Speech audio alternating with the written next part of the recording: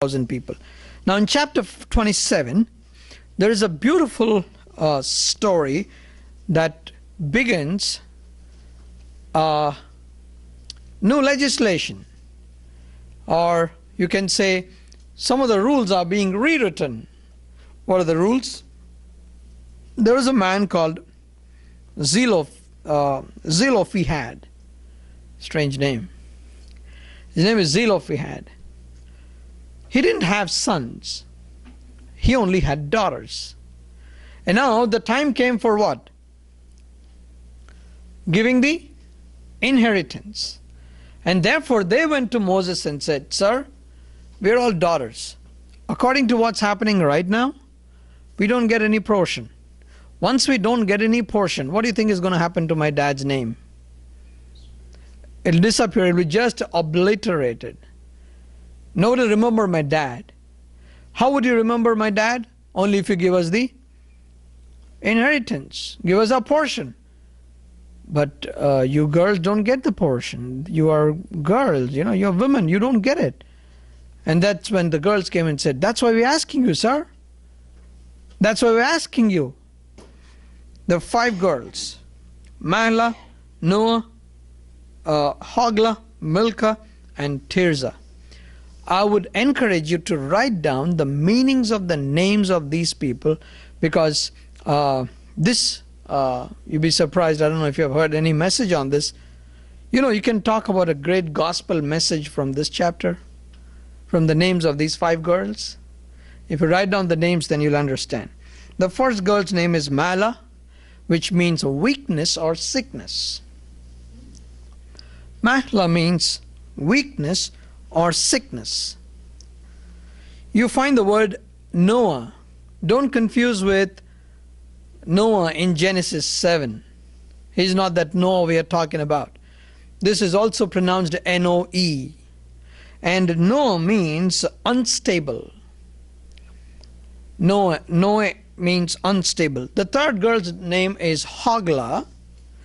Hoglah means a sweet smell. It's a sweet smell. Milcah, the word Milcah means peace. And the last name, Tirzah, the name Tirzah means beautiful or benevolent. It's beautiful or benevolent. Now take the names of the 5 girls, and can you make a progression and look at how it goes from the negative to the positive? You see that? Weakness or sickness, then unstable, then sweet smell, peace, and benevolence, or beautiful. So it moves from something negative forward. So that's where you find the gospel there. Okay. Then what happened? Because of that, these girls did what? They went to Moses. Look at verse 4. "Why should our father's name disappear from his clan because he had no son? Give us property among our father's relatives." So whenever there is a big question that came, what did Moses do? He referred to the council, right? And said, "Let us come together and discuss." Did he do that? No. What did he do? He went to God. Whenever he had a big trouble, he went to God. I read a book last night, 320 pages something. It's a book called Jesus the CEO, using ancient wisdom for leadership. Jesus. I read another book called Moses on Management. 50 principles that you can learn from him, the leadership principles. And that book is taught in many of the bureaucracies in the world. That's written by a rabbi. One thing that you can find there, one nugget that you can pick up, is whenever Moses had trouble, he knew where to go. Just like David. If David was in trouble, you can find him on his knees and looking up to heaven. If Moses was in trouble, you'll find him on his flat on the face and appealing to God. You see Moses' life? Whenever there was a problem, he always appealed to God. He never looked around. You may say, "Chandra, that's what we heard most of them did." No. I'll show you some kings. When they had a problem, they looked to the neighbors and neighboring kings and said, tell me what we do. So there are people like that. So here he turned to God and said, God, these girls have come. Do I have to change the rules? What did God say? Verse 6, and the Lord said to him, what Zelophehad's daughters are saying is right. You must certainly give them property as an inheritance among their father's relatives and turn their father's inheritance over to them. Said you have to give it to these girls. Now tell me, is God an unjust God? Look at a fair judgment. Look at a fair judgment that God gave. And then God said to Moses, verse 12, then the Lord said to Moses, go up this mountain in the Abarim range and see the land I have given the Israelites. After you have seen it, you too will be gathered to your people as your brother Aaron was. For when the community rebelled at the waters in the desert of Zin, both of you disobeyed my command to honor me as holy before their eyes. These were the waters of Meribah Kadesh in the desert of Zin. So what's God telling him? Moses, get up onto the mountain, go to the top, look at the land. Go and see the land from there. And after that I'll take you away. I'll take you away. And see, God is reminding Moses and said, okay, let me tell you something. You know why I'm not allowing you to go inside, isn't it? Or you forgot, I want to remind you. That day you didn't honor me. You struck the rock, I told you to speak. You and your brother, you disobeyed. Aaron is gone, he's dead. Moses, you're also going to die. But before that, I want to give you a glimpse. So get up on the mountain. The moment Moses was told that he is going to die, that he can have a glimpse, what is his response? You know what's his response? He asks God a question. Lord, would you appoint somebody after me to take care of these people? He could be selfish and then say, I don't care. God showed me that piece of land. He's going to take me away. So that's it. He didn't do that. You know, he turned to God. And we'll look at verse 15. Moses said to the Lord, may the Lord, the God of the spirits of all mankind, appoint a man over this community to go out and come in before them, one who will lead them out and bring them in, so that the Lord's people will not be like sheep without a shepherd. What a heart. Even at that point of time when God was telling him, I'm going to take you away, who did Moses have on his heart? He had the people on his heart. He said, Lord, I don't want this people to become like sheep without a shepherd. Sheep without a shepherd. So, what do you think God did? Verse 18. So the Lord said to Moses, take Joshua son of Nun, a man in whom is the Spirit, and lay your hand on him. I tell you, if many of our present day Christian leaders lived during Moses' time, and if they had that authority those days, you know what they would do? They wouldn't even ask God. They wouldn't even ask God and say, Lord, who do you want to be my successor? You know what they would say? They'll bring their son to the stage one day and say, I'm going to die, so this is your next successor. Okay? All of you have to obey him. All right. Church is not North Korea. In a country, you can say, he's the next successor. That's what happened when the father died. They brought his son and said, he's the next king. He's the next successor. Okay, agreed. It's a country. But how dare you do it in a church? In a ministry? You don't even know whether the son has an anointing or not. Does it mean that no son of a preacher should become a preacher? No, I don't say that. You know why I'm telling you this?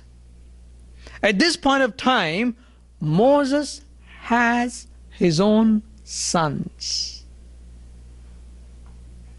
Are you getting it? In Exodus 18, you find the names of these two boys. Exodus 18, he had his own sons. So, even though he had his own sons, what did Moses not do?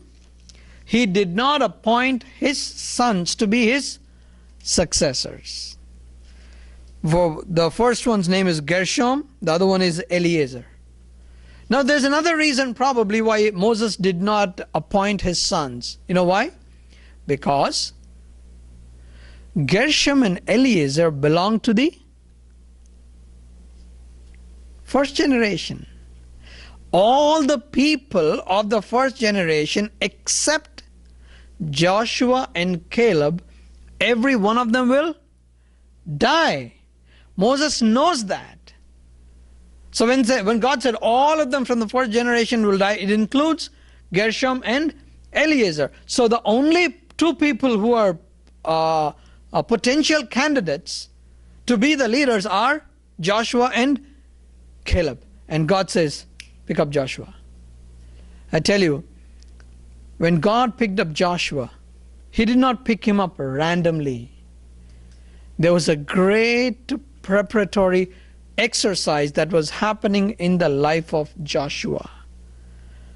Prior to this, I would say this would be a good study, a very hidden study, because you have to dig deep and find out what all put it simple terms, what all did Joshua do for him to be qualified to lead these 600,000 plus people, approximately 2 million again. How could Joshua become Moses' successor? What were his qualities? If God had to pick up some guy, he would not just pick him up randomly. There should be some reasons why, and there is very strong reasons why God picked up Joshua. So therefore, I would encourage you to study and have this question in mind. So why did God pick Joshua to be his Moses' successor? That's one thing. There are many other things that he did. Many other things. So, after he is chosen, what did God tell Moses? This is something very strange, because this is very much opposite to what happens in the New Testament. That is found in verse 20. Give him how much authority?